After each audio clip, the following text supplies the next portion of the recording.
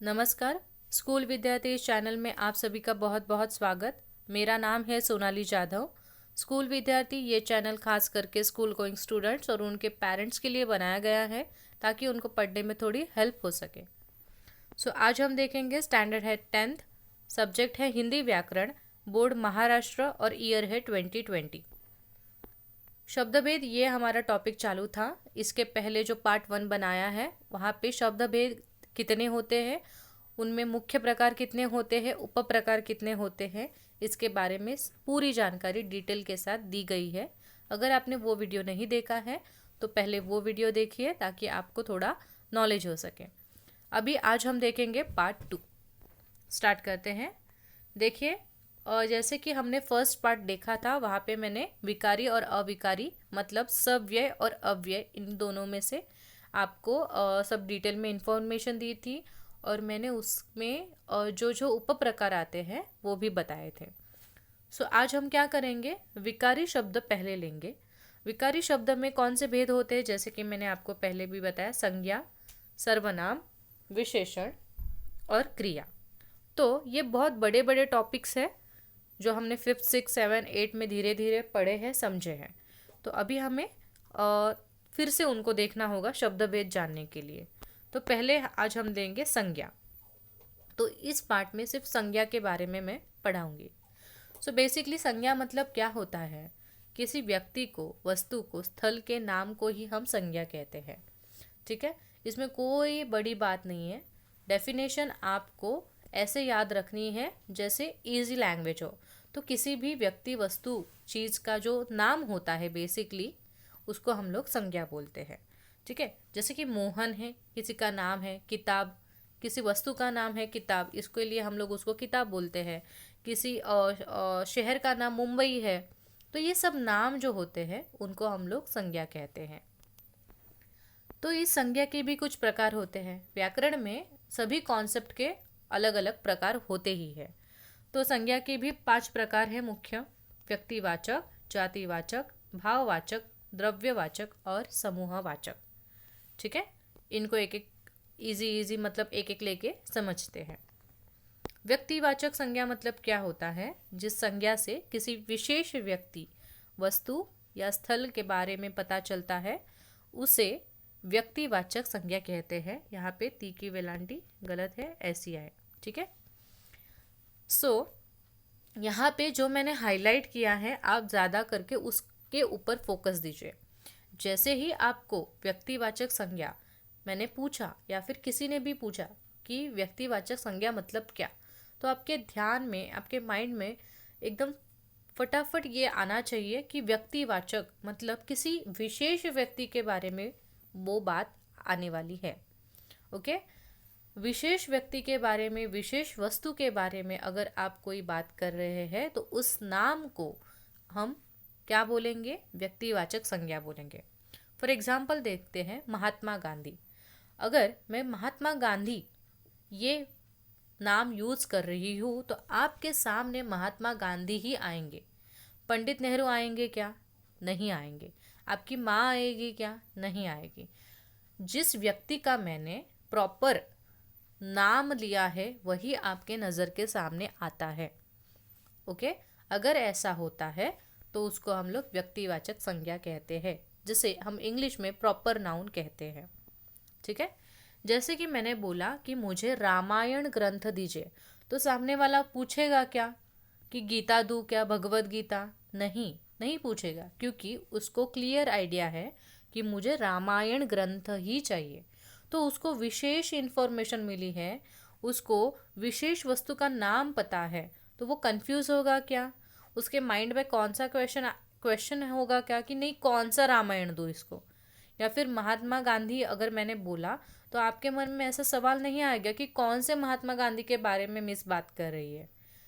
Okay, आप समझ में आ रहे हैं आपको कॉन्सेप्ट कि जिस व्यक्ति का, वस्तु का या फिर जिस शहर का मैं नाम लेती हूँ तो आपका माइंड क्लियर हो जाता है उस व्यक्ति के बारे में, वस्तु के बारे में, शहर के बारे में। आपके मन में कोई भी क्वेश्चन नहीं होता तो उसको हम बोलेंगे व्यक्तिवाचक संज्ञा। जैसे कि हिमालय पर्वत बोलेंगे, मैं हिमालय पर्वत जाना चाहती हूँ, तो आप ऐसे नहीं पूछोगे कि आप मिस दार्जिलिंग जाना चाहती है, क्योंकि आपको पता है मैंने हिमालय पर्वत ही बोला है। समझ में आया? तो ये होता है व्यक्तिवाचक संज्ञा, मतलब एग्जैक्ट आपको इंफॉर्मेशन वहाँ पे मिलती है, नो डाउट्स। ठीक है, ये पहला प्रकार। दूसरा प्रकार जो होता है वो है जातिवाचक संज्ञा। जातिवाचक संज्ञा मतलब क्या? जिस संज्ञा से किसी जाति या किसी जाति के वर्ग का बोध होता है।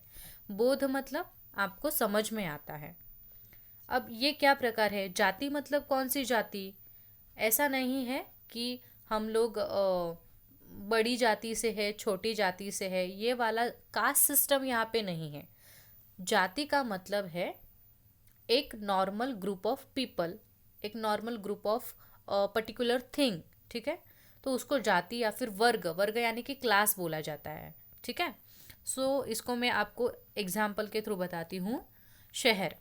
ठीक है, अगर मैंने बोला कि मेरा भाई शहर में रहता है, तो आप मुझे क्या बोलोगे? कौन से शहर में रहता है? मैंने सिर्फ शहर बोला है, शहर तो कितने सारे होते हैं। मतलब मैं जब शहर शब्द यूज़ करती हूँ तो पूरे शहर का मतलब जितने भी इंडिया में शहर है उन सभी का बोध आपको होता है। तो आपके मन में क्वेश्चन आता है यहाँ पे, और जब क्वेश्चन आता है तो वो होता है जातिवाचक संज्ञा। अगर मैंने बोला कि मेरा भाई मुंबई शहर में रहता है, तो आपके मन में क्वेश्चन आएगा क्या? नहीं आएगा, क्योंकि आपको पता है मुंबई एग्जैक्टली कहाँ है, मुंबई किसे बोला जाता है, ये आपको पता है। पर यहाँ पे मैं सिर्फ शहर का उल्लेख कर रही हूँ, शहर ही बोल रही हूँ कि मेरा भाई शहर रहता है। तो शहर क्या करता है? सभी शहरों को, शहर ये शब्द सभी शहरों के बारे में मैं यूज़ कर रही हूँ। ठीक है, एक पर्टिकुलर शहर के बारे में मैं नहीं यूज़ कर रही हूँ।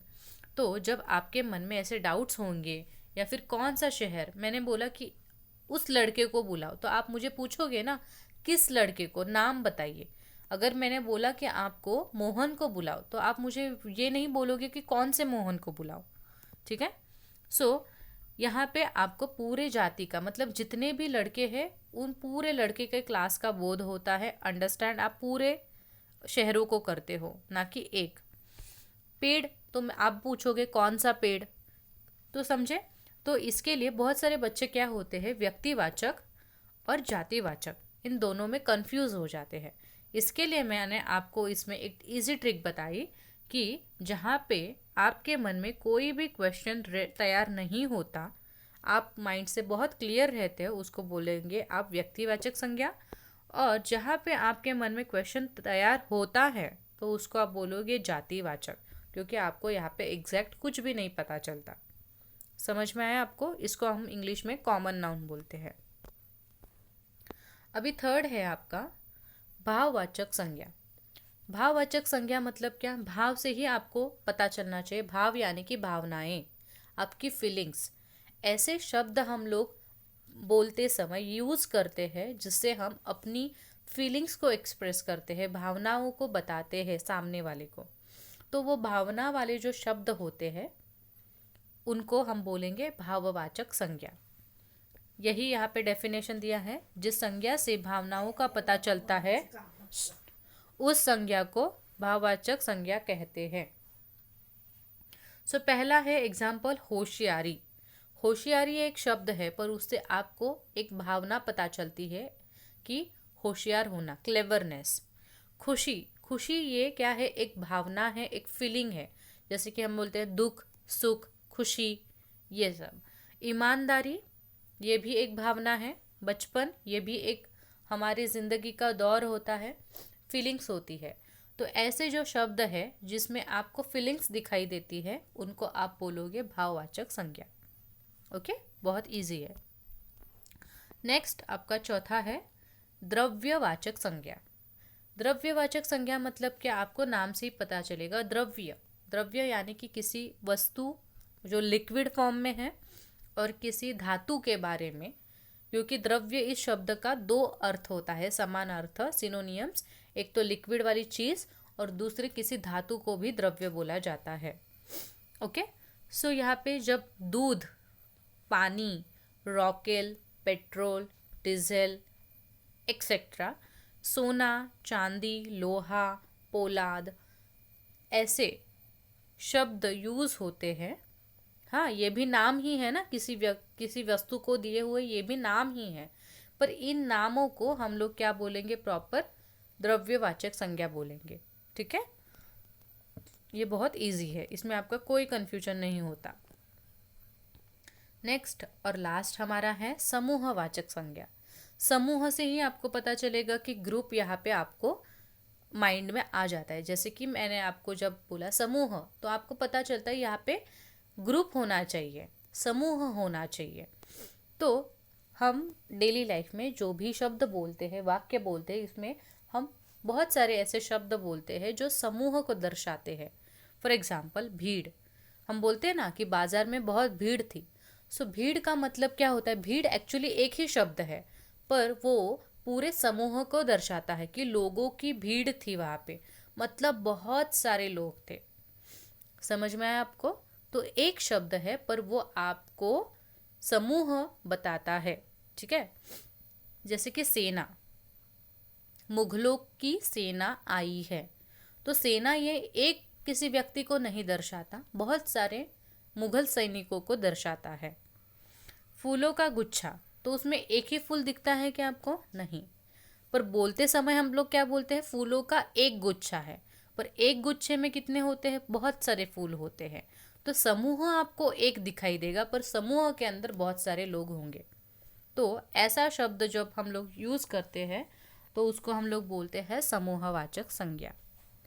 ठीक है, सो इस तरह से हमने आज विकारी शब्द में सबसे पहला जो शब्द है, मतलब शब्द भेद में जो विकारी शब्द है, उसमें जो पहला प्रकार है संज्ञा, इसके बारे में देखा। संज्ञा यानी कि नाम। संज्ञा के हमने प्रकार देखे, व्यक्तिवाचक, जातिवाचक, भाववाचक, द्रव्यवाचक, समूह। व्यक्ति मतलब किसी विशेष व्यक्ति के बारे में बताया जाएगा, जहाँ पे आपके माइंड में कोई भी क्वेश्चन नहीं होगा। जातिवाचक यानी किसी जाति के बारे में बताया जाएगा, किसी क्लास के बारे में बताया जाएगा, जहाँ पे आपके मन में क्वेश्चन होगा कि एग्जैक्ट क्या। ठीक है, भाववाचक में सभी फीलिंग्स के बारे में, भावनाओं के बारे में। द्रव्य में द्रव्य यानी कि लिक्विड और धातु के बारे में। समूह में आपको ग्रुप के बारे में। सो ये 5 प्रकार हैं संज्ञा के। ठीक है, सो आई होप आपको संज्ञा ये जो टॉपिक है वो समझ में आया होगा। इसी को मराठी में हम लोग नाम ऐसे बोलते हैं, इंग्लिश में नाउन बोलते हैं। ठीक है, सो अगर आपको ये वीडियो अच्छी लगी होगी, हेल्पफुल लगी होगी, तो प्लीज़ वीडियो को लाइक कीजिए, चैनल को सब्सक्राइब कीजिए। और ये जो वीडियो है वो 5th to 10th किसी भी स्टैंडर्ड के लिए यूज़फुल होगा, क्योंकि संज्ञा ये बेसिक टॉपिक है हिंदी व्याकरण का। तो आप ज़रूर सभी के साथ वीडियो शेयर कर सकते हैं। और याद से आपको बेल आइकॉन को क्लिक करना है, ताकि आपको मेरे नए वीडियोस का नोटिफिकेशन आता रहे और आपकी जो इम्पोर्टेंस वीडियो है वो मिस ना हो सके। So thank you so much for loving me and supporting me. मिलते हैं नेक्स्ट पार्ट के साथ, तब तक के लिए धन्यवाद।